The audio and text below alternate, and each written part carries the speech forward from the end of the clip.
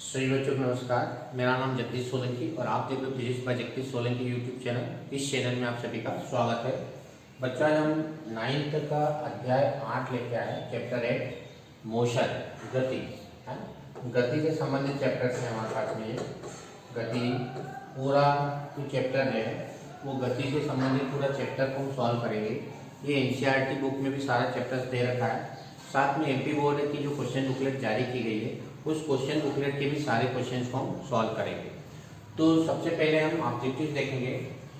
वस्तुनिष्ठ प्रश्न 1 नंबर पे जो पूछे जाते हैं ऑब्जेक्टिव्स में, यदि कोई वस्तु समय के साथ अपनी स्थिति बदल रही है, मतलब एक स्थान से दूसरे स्थान जाती है वस्तु, तो वस्तु को हम क्या कहते हैं, उसे क्या कहते हैं? तो पहले दे रखा स्थिर अवस्था। स्थिर अवस्था में तो वस्तु हमेशा स्थिर रहेगी, वो अपनी अवस्था में कोई परिवर्तन नहीं करेगी। दूसरी गतिशील अवस्था, तो स्वाभाविक है जब वस्तु अपनी स्थिति बदलती है तो वो गतिशील अवस्था में होती है, उस अवस्था को हम गतिशील अवस्था के नाम से जानते हैं। तो हमारे पास दूसरा ऑप्शन सही होगा, गतिशील अवस्था कहलाती है। सेकंड हमारे पास में दे रखा है कि प्रति इकाई समय में चली गई दूरी। तो दूरी का जो फार्मूला होता है, चाल का जो फार्मूला होता है, चाल बराबर होता है दूरी बटे समय, दूरी बटे समय। अब इसमें प्रश्न में दे रखा है कि इकाई समय, इकाई समय का मतलब समय का मान यदि 1 रख देते हैं, हम इसको 1 मान लेते हैं, यूनिट 1 मान लेते हैं, तो जो चाल होती है, स्पीड होती है, वो डिस्टेंस के बराबर होती है। चाल और दूरी दोनों बराबर होती है कब? जब हम समय को क्या मान ले, 1 मान ले, तब इकाई मान ले, तब यूनिट मान ले, तब। यदि इसको मैं यूनिट मान लिया, 1 मान लिया, तो चाल इक्वल टू दूरी, चाल मतलब स्पीड और दूरी मतलब डिस्टेंस। तो चाल क्या कहलाती है? उसकी दूरी कहलाती है। तो दूरी को हम क्या कहेंगे? दूरी को हम क्या कहेंगे? उसकी चाल कहेंगे। वेग नहीं आया क्योंकि वेग में विस्थापन बटे समय होता है, दोनों चीजें अलग अलग है। चाल बराबर दूरी बटे समय और वेग बराबर विस्थापन बटे समय, डिस्प्लेसमेंट अपॉन टाइम होता है। ये डिस्टेंस अपॉन टाइम है, ध्यान रखना। वेग समय ग्राफ का क्षेत्रफल बताता है। तो जब भी आप कोई भी ग्राफ खींचते हो वेग और समय के बीच में और उसका एरिया निकालते हो, तो जो एरिया होता है वो जिसका विस्थापन कहलाता है, डिस्प्लेसमेंट कहलाता है, ध्यान रखना, उसका विस्थापन कहलाता है, विस्थापन कहते हैं उसको। निम्न ग्राफ से किस भाग में वेग समान है? इधर वेग दे रखा है, ये वेग है हमारे पास, और इधर समय दे रखा है, ये वेग समय ग्राफ हमारे पास में दे रखा है। अपने को पूछा है कि कौन से भाग में वेग समान है। देखो यहाँ से स्टार्ट करते तो ऊपर जा रहा, मतलब ये वेग का मान धीरे धीरे बढ़ता जा रहा है। यहाँ ए से बी तक देखो एक ही स्ट्रेट लाइन है, स्ट्रेट लाइन मतलब वेग का मान एक जैसा है, यहाँ पे वेग में कोई परिवर्तन नहीं हो रहा है। तो ए और बी के भाग में वेग में कोई परिवर्तन नहीं हो रहा है क्योंकि कांस्टेंट एक जैसा, ऐसा कोई मान में परिवर्तन नहीं होता। यदि ऊपर जाता है या नीचे आता है तो वेग में परिवर्तन होगा, क्योंकि ऊपर जा रहा मतलब वेग में बढ़ रहा है और नीचे आ रहा मतलब वेग कम हो रहा है। और ए और बी में क्या हो रहा है? सीधी स्ट्रेट लाइन है, इसका मतलब इसके वेग में कोई परिवर्तन नहीं होता है। वेग का ऐसा मात्रा, वेग बराबर होता है विस्थापन बटे समय, अभी हमने बढ़ा विस्थापन बटे समय, और विस्थापन का मात्रक होता है मीटर समय, डिस्प्लेसमेंट अपॉन टाइम। तो विस्थापन का मात्रक होता है मीटर और समय का मात्रक होता है सेकंड। तो मीटर पर सेकंड, या इसको सेकंड को ऊपर ले जाएंगे तो मीटर सेकंड की पावर -1 भी हम लिख सकते हैं। तो मीटर पर सेकंड, मीटर पर सेकंड इसका मात्रक हो जाएगा।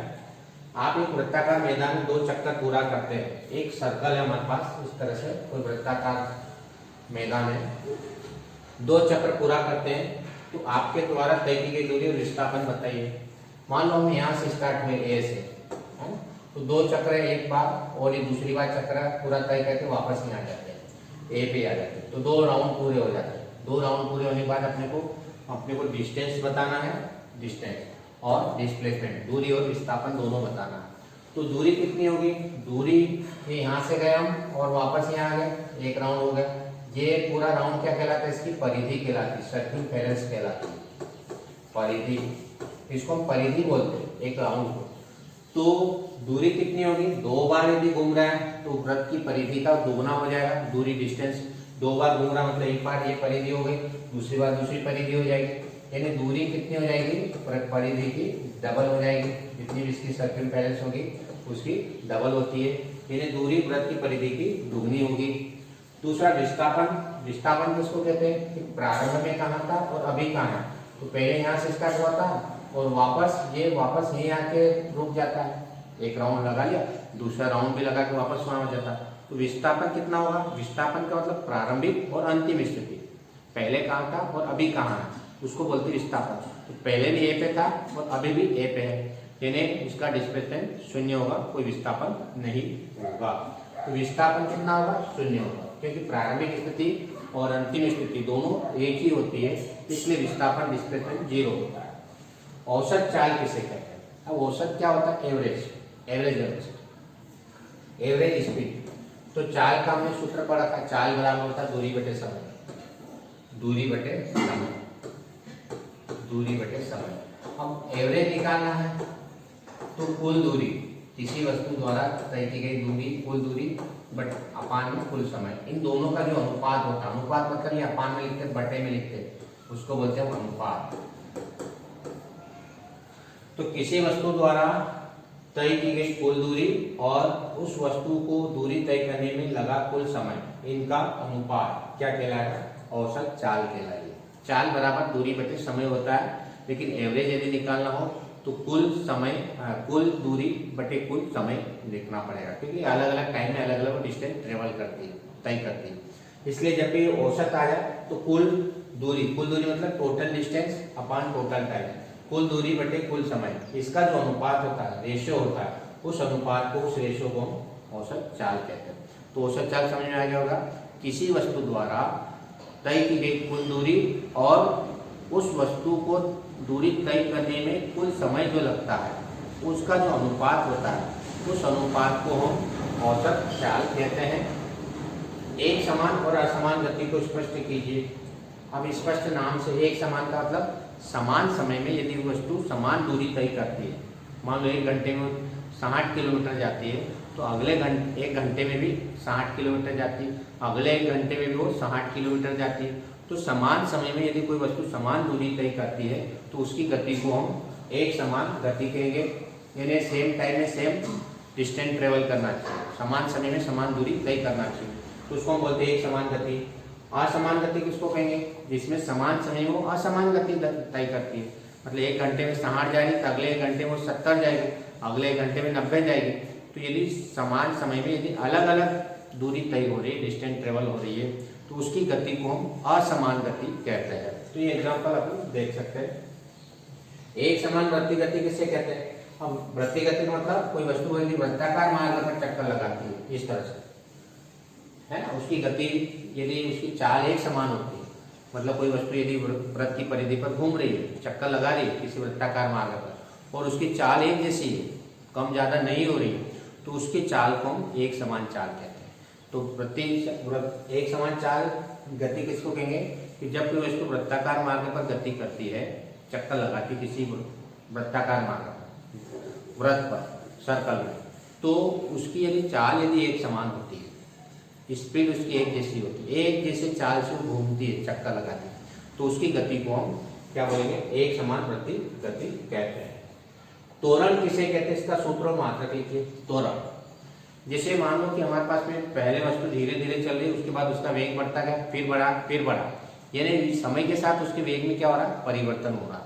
तो समय के साथ जब वेग में जो परिवर्तन होता है उसी को हम त्वरण कहते हैं, यानी वेग में परिवर्तन की दर का मतलब टाइम के साथ वेग में चेंज होता है, वेलोसिटी उसकी चेंज होती है। तो जब भी किसी वस्तु के वेग में परिवर्तन की दर यदि टाइम के साथ यदि उसका वेग बदल रहा है, कम ज्यादा हो रहा है, तो उसको बोलते हैं हम त्वरण, acceleration, change in velocity with respect to time.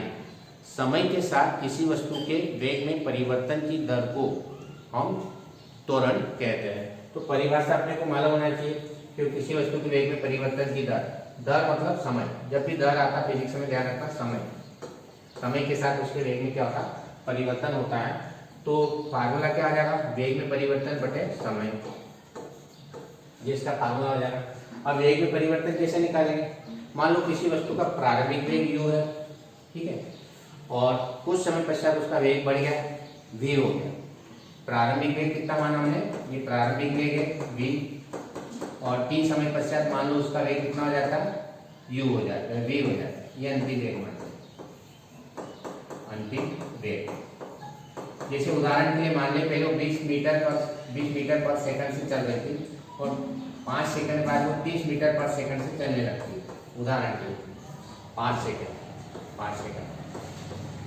तो उसके वेग में परिवर्तन कितना हो रहा है, तो 30 में से 10 को हम घटा देंगे और टाइम से उसको डिवाइड करके भाग लगा देंगे।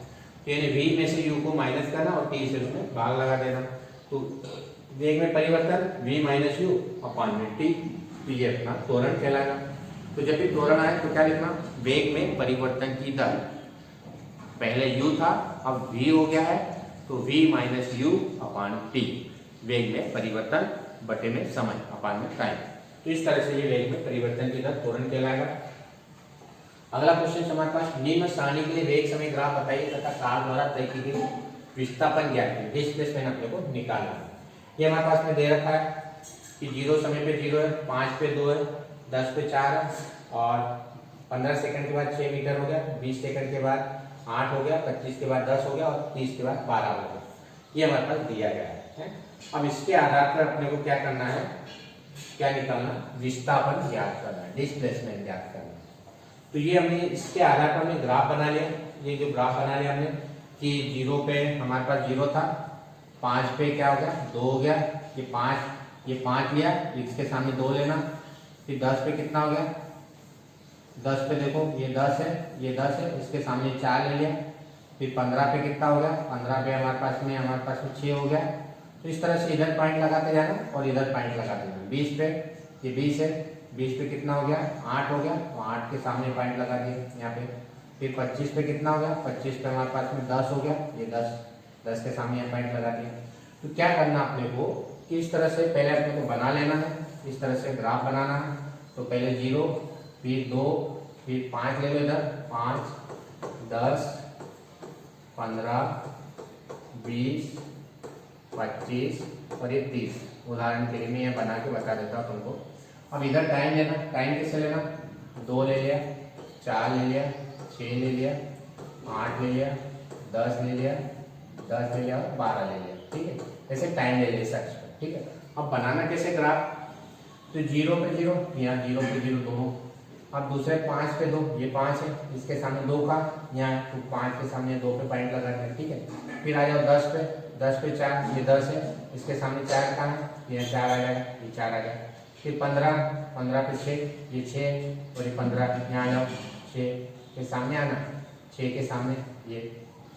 फिर 20 के सामने 8, ये 8 यहाँ, तो यहाँ पे पॉइंट लगा दो, ये 20 है हमारे पास, 20 के ठीक सामने लगा देना।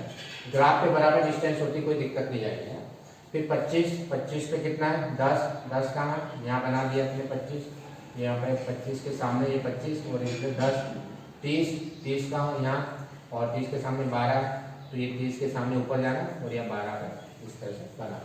फिर क्या करना है, इसको पूरा मिला देना है, ये पॉइंट को सब स्केल से मिला देना। तो इस तरह से हमारे पास में ये बन जाएगा और यहाँ से हमने एक लाइन खींच दी, ऐसा एक ट्रेंगल बना दिया। ठीक है, अब अपने को पूछा कि इसका विस्थापन निकालिए, विस्थापन कितना होगा। तो विस्थापन निकालने का सीधा फार्मूला, जब भी कोई ग्राफ दिया हो तो उसका क्षेत्रफल निकालते, एरिया निकालते। क्या करना है, जब भी कोई सा प्रश्न यदि वेग समय ग्राफ दिया हो और पूछा गया विस्थापन ज्ञात कीजिए, विस्थापन मतलब डिस्प्लेसमेंट, तो यदि वो निकालना हो तो सीधा आपको क्या निकालना, एरिया निकालना, क्षेत्रफल निकालना। इसका ये जो ट्रेंगल बना रखा है, इस ट्रेंगल का क्षेत्रफल निकालना।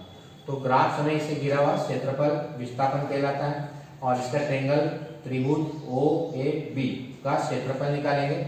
का क्षेत्रफल का फार्मूला क्या होता है, त्रिभुज का क्षेत्रफल का सूत्र होता है 1/2 आधार गुणित ऊंचाई। ये फार्मूला होता है त्रिभुज का, ट्रेंगल का। बेस इंटू हाइट, ट्रेंगल का एरिया जो होता है 1/2 बेस इंटू हाइट, आधार गुणित ऊंचाई। अब देखो आधार कौन सा है इसमें, ये वाला नीचे वाला, ये बेस है, ये आधार है, O से B तक का, OB है, यहाँ लिख रखा 1/2 ऐसे लिखा। आधार मतलब ये नीचे वाला बेस, O से B तक OB, और हाइट कितनी है, ये हाइट है इसकी AB है। अब OB का मान देखो, O से B तक कितना है 30 है, तो इसकी जगह 30 रखते हैं। अब A और B से देखो, A से B तक ये मान इधर सामने आएगा, ये मान कितना आ रहा है यहाँ पर 12 आ रहा।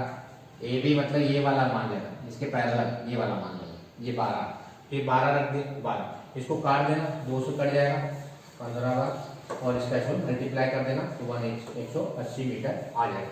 तो इस प्रकार से जब भी कोई विस्थापन निकालना हो तो एरिया निकालना, क्षेत्रफल निकालना। क्षेत्रफल का त्रिभुज का क्षेत्रफल 1/2 आधार गुणित ऊंचाई 1/2 बेस इंटू हाइट। बेस नीचे वाला ये देख लेना 0 से 30 यानी 30 हो गया। हाइट ये वाली ले लेना, कहाँ तक गया ए तक, ए इधर मिला लेना तो 12, तो 1/2 30 इंटू 12। तो इस तरह से हमारे पास ये क्वेश्चन सॉल्व हो जाएगा। रमेश अपने घर से 8 एम पर निकलता है, हम 2 मीटर की चाल से 10 मिनट में बाजार पहुंचता है और वहां से 15 मिनट रुककर 5 मिनट में घर वापस आ जाता है। तो उचित पैमाने पर रमेश की गति का दूरी समय ग्राफ अपने को पता है।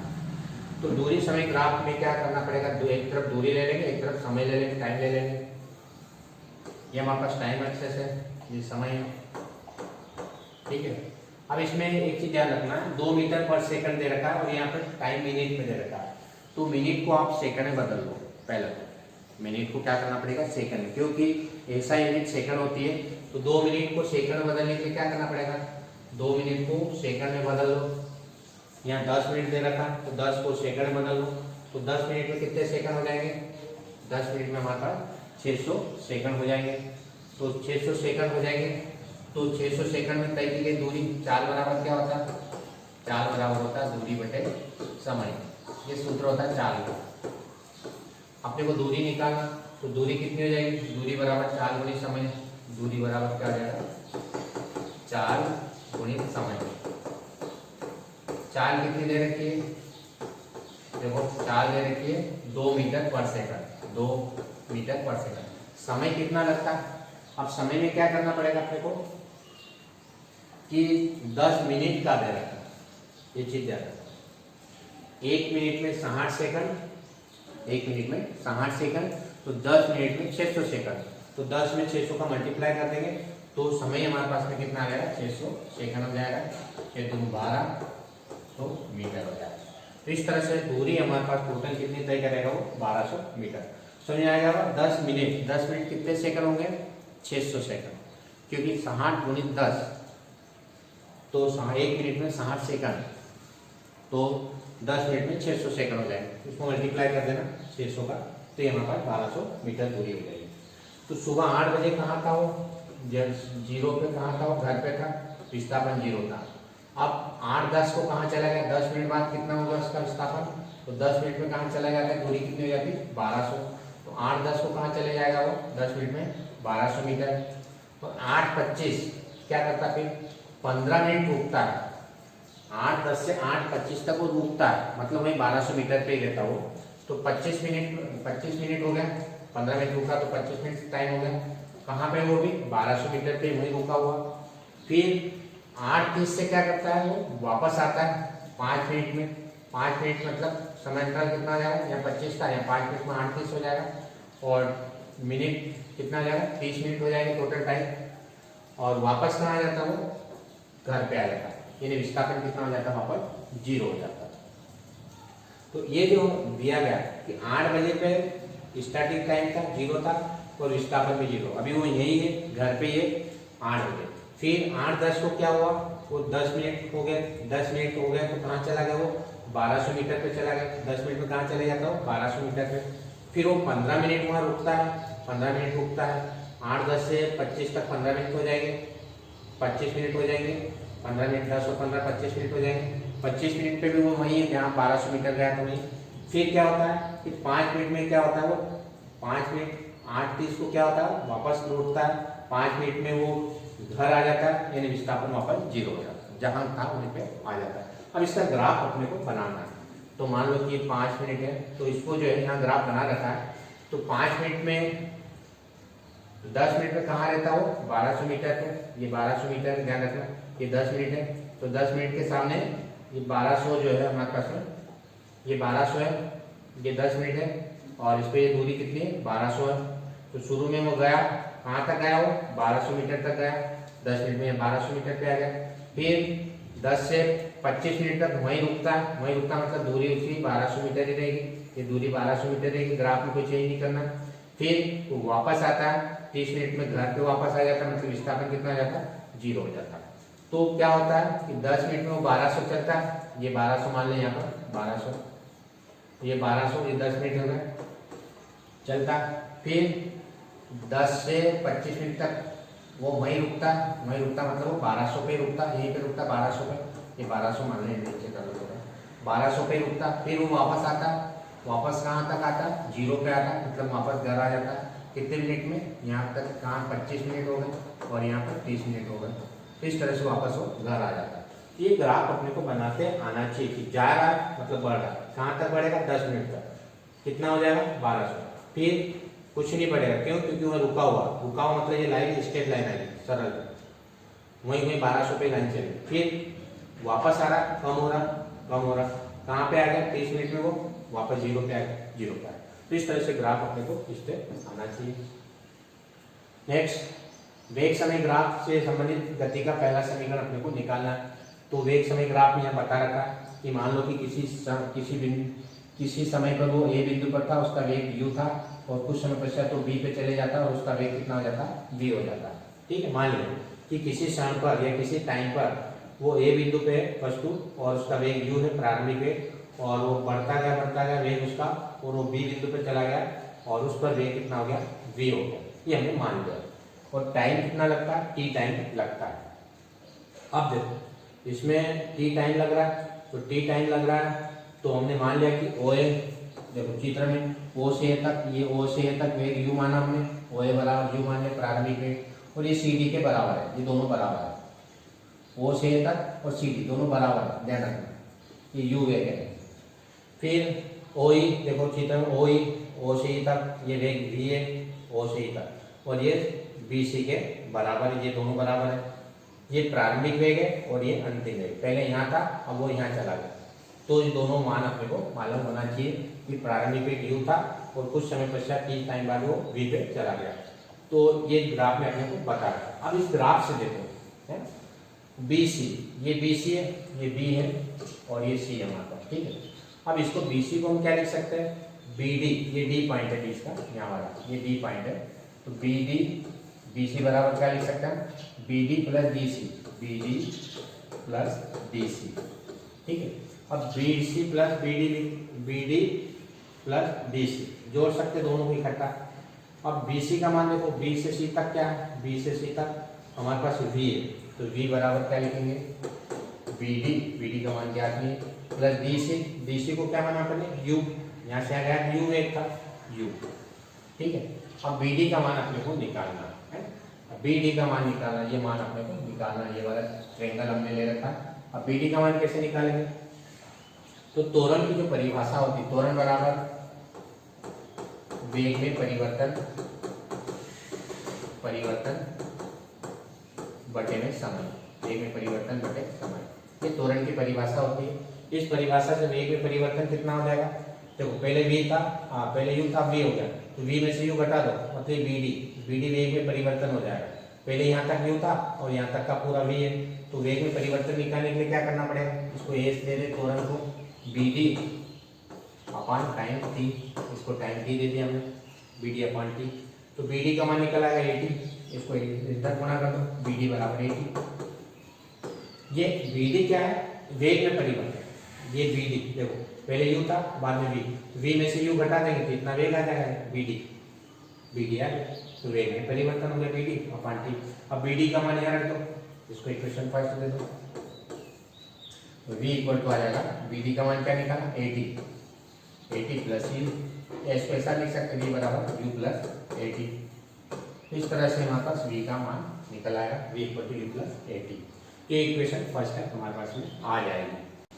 जब आसमान में बादल छाए होते तो बिजली चमकने और बादलों के गरजने की क्रिया बार बार होती रहती है।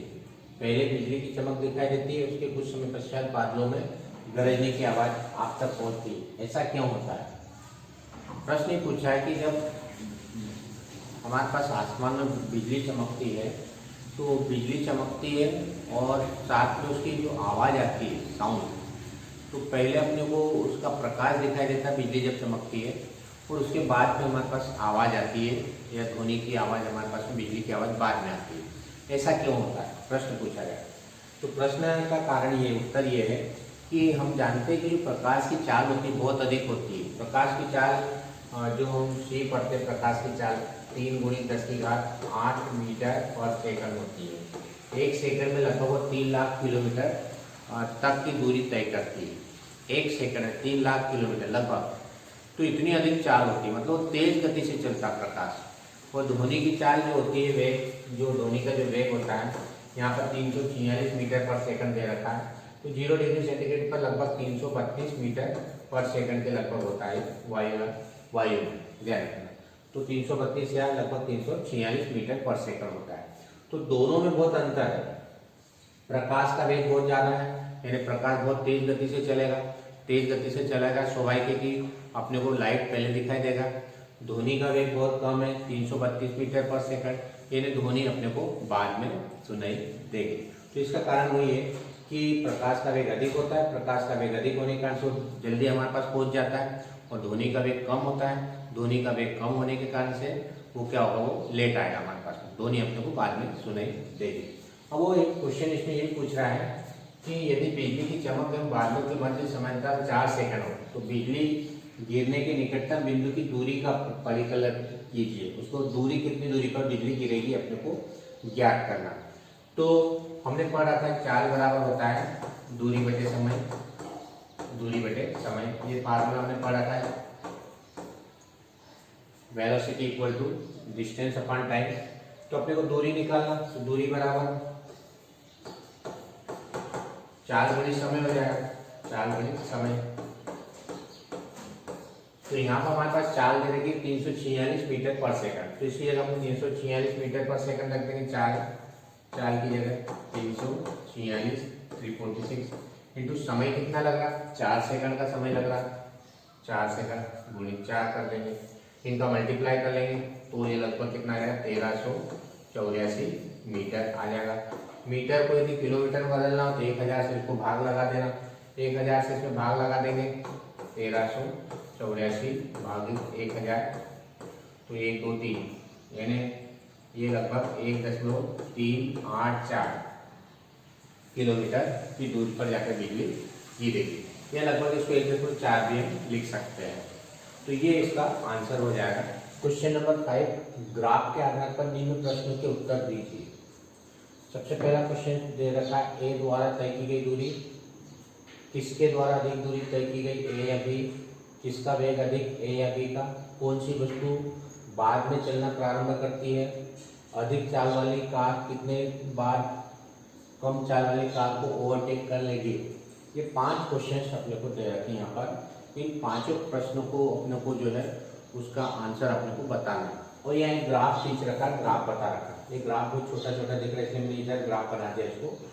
तो सबसे पहला क्वेश्चन देखना है कि ए द्वारा चली गई दूरी। तो इधर जो है हमारे पास दूरी दे रखी है, ये डिस्टेंस हमारे पास दूरी है, और इधर हमारे पास में जो दे रखा वो टाइम दे रखा, इधर समय दे रखा सेकंड में, ये सेकंड में दे रखा टाइम, समय सेकंड, इधर टाइम दे रखा, और इधर दूरी दे रखी डिस्टेंस, इधर डिस्टेंस इधर टाइम है। अब क्वेश्चन पहला पूछ रहा है कि ए द्वारा तय की गई दूरी, देखो ये दूरी है, तो ए यहाँ पे आ रहा है, देखो ए यहाँ पे आ रहा है, इसके द्वारा तय की गई दूरी कितनी होगी, इसके सामने आना है, इसके सामने कितनी आ रही है 20 मीटर, यानी ए द्वारा तय की गई दूरी कितनी होगी 20 मीटर होगी। तो जहां पॉइंट ए तक, ए जहां तक गया वहां उसके सामने दूरी वाली एक्सेस पे आ जाओ, तो ए द्वारा तय की गई दूरी कितनी हो जाएगी 20 मीटर हो जाएगी।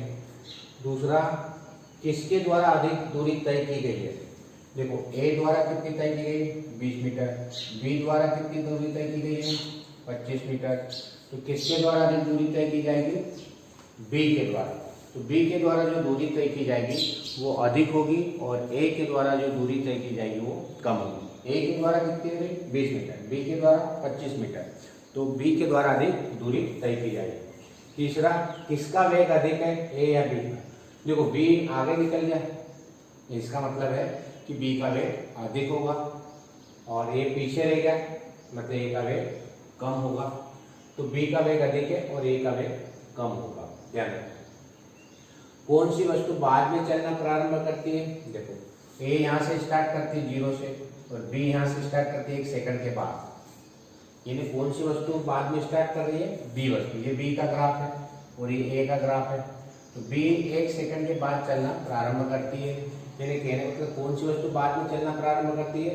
तो बी वस्तु बाद में चलना प्रारंभ करती है और वो आगे निकल गई, इसका मतलब उसका वेग अधिक है। हमारे पास में लास्ट क्वेश्चन है, अधिक चाल वाली कार कितने समय बाद कम चाल वाली कार को ओवरटेक कर लेगी? देखो ओवरटेक कहाँ हो रही है? देखो दोनों यहाँ पे दोनों ओवरटेक हो रही। कितने सेकंड में? 2 सेकंड। ये टाइम 2 सेकंड का, देखो यहाँ 2 सेकंड। अब 2 सेकंड में ये ओवरटेक हो रही है, तो ये तो 0 से स्टार्ट कर, लेकिन ये 1 सेकंड के बाद चलना प्रारंभ करती है।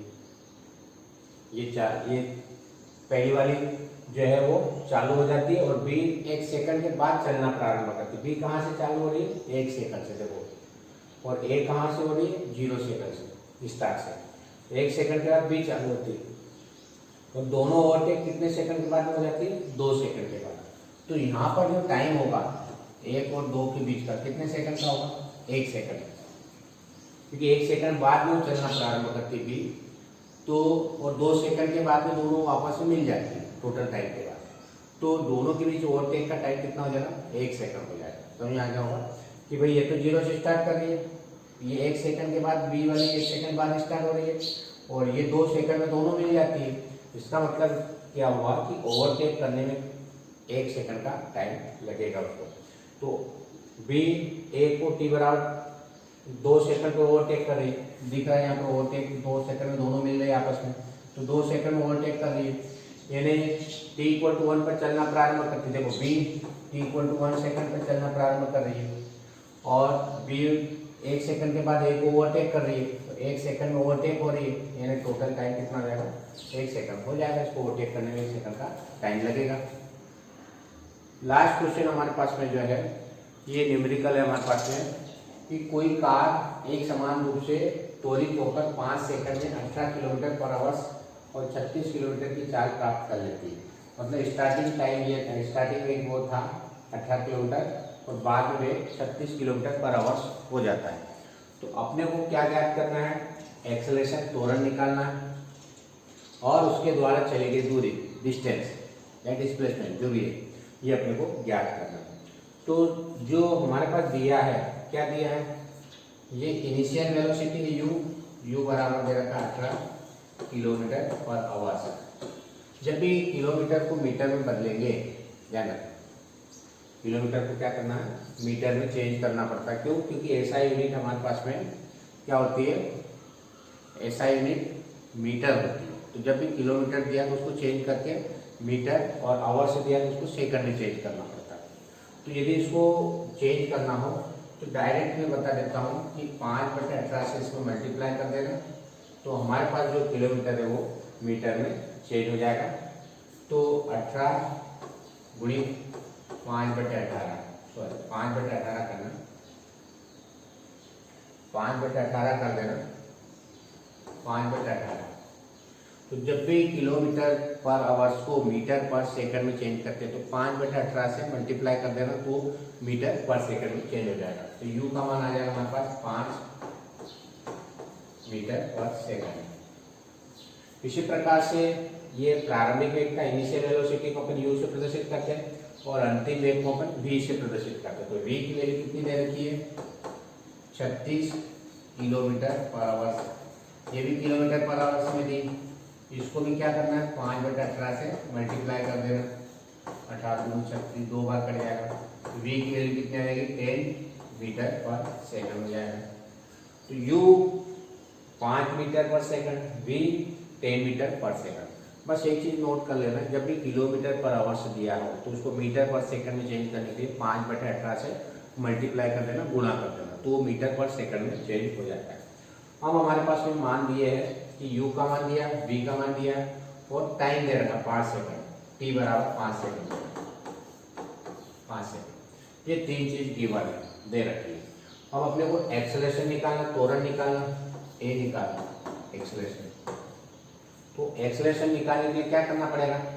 कि ऐसे समीकरण को अपने को चयन करना पड़ेगा जिसमें इस चारों चीजें हो, क्या हो, यू हो, वी हो, टी हो और ए हो। तो गति के 3 समीकरण हमने पढ़ रखे हैं। उन 3 समीकरण में ये चारों जो अपने पास क्वांटिटी होती है, भौतिक राशियां होती है, यू, वी, टी और ए, ये पहले समीकरण में आती है। तो पहले समीकरण का अपन उपयोग करेंगे, v equal to U plus A T. इस समीकरण का उपयोग करना, ये गति का पहला समीकरण होता है। इसी का क्यों उपयोग किया, क्योंकि इसी के सारी जो राशियां है वो सब इसमें आ जाती है, जो गिवन है वो, और जो फाइंड करना वो भी इसमें आ जाती है। तो ये चारों राशियां हम इसमें मान रख देंगे। v की वैल्यू कितनी निकाली आपने, 10, तो v की जगह 10 रख दो, 10 रखते हैं। u की जगह 5, u का मान 5 निकाला है। फिर a का मान दे रखा हमारे पास 5, t सॉरी a अपने को ज्ञात करना, t का मान दे रखा 5 और इंटू a 5a। अब इस 5 को उधर ले आओ तो 10 माइनस 5, तो 5a इक्वल टू 5 हो जाएगा। a इक्वल टू 1 मीटर, 5 से डिवाइड कर देना तो 1 मीटर पर सेकंड का स्क्वायर, ये इसका त्वरण आ जाएगा, एक्सेलरेशन आ जाएगा। तो v equal to U plus A T मान रखना है, v equal to U plus A T में v equal to U plus A T में वैल्यू पुट कर देना। v की वैल्यू कितनी है 10, इसकी 5 प्लस a का मान निकालना है इंटू 5, t का मान 5, ये 5 को उधर ले आना, 10 माइनस 5 इक्वल टू 5 है, 5 बराबर 5 है, a इक्वल टू 5/5 यानी 1 मीटर पर सेकंड का स्क्वायर। तो इस तरह से ये हमारे पास एक्सेलरेशन निकल आएगा 1 मीटर पर सेकंड का स्क्वायर। इस प्रकार इसका सेकंड पार्ट दे रखा, उतने समय में कार द्वारा तय की गई दूरी। अब दूरी निकालना, s का मान निकालना, s डिस्टेंस या डिस्प्लेसमेंट कहलाता है। तो ये गति का दूसरा समीकरण हमने पढ़ा था, s equal to U T plus half A T का स्क्वायर। इस फार्मूले का उपयोग करके हम s का मान ज्ञात करेंगे। s इक्वल टू u मतलब इनिशियल वेलोसिटी, u का मान हमने अब निकाला था 5, t भी 5 सेकंड दे रखा है, प्लस 1/2, a का मान अभी हमने निकाला था 1 और t मतलब टाइम 5 दे रखा है, 5 का स्क्वायर। तो इसको हम सॉल्व कर लेंगे और ये कितना आ जाएगा 25 प्लस 1/2 इंटू 25, इसको डिवाइड कर देना तो 12 10 25 प्लस 12 रख लो 5, इसको प्लस कर देना तो टोटल 37.5 मीटर आ जाएगा हमारे पास में इसका ये आंसर। तो इस तरह से दोनों पार्ट अपन सॉल्व कर लेंगे। तो पहले ही वाली इक्वेशन लगा देना, क्योंकि उसमें एक्सेलरेशन निकालना था, त्वरण निकालना था, त्वरण पहले समीकरण में आ रहा, और दूसरे वाले में एस निकालना था, तो एस वाली इक्वेशन निकाल के उसमें वैल्यू पुट करके उसको हम सॉल्व कर लेंगे। यदि वीडियो आपको अच्छा लगता है तो आप इस चैनल को सब्सक्राइब करें, अपने दोस्तों के साथ वीडियो को शेयर करें और बेल आइकन के बटन को प्रेस करें ताकि आने वाली वीडियो की नोटिफिकेशन आप तक पहुंच जाए। धन्यवाद। जय हिंद, जय भारत, वंदे मातरम।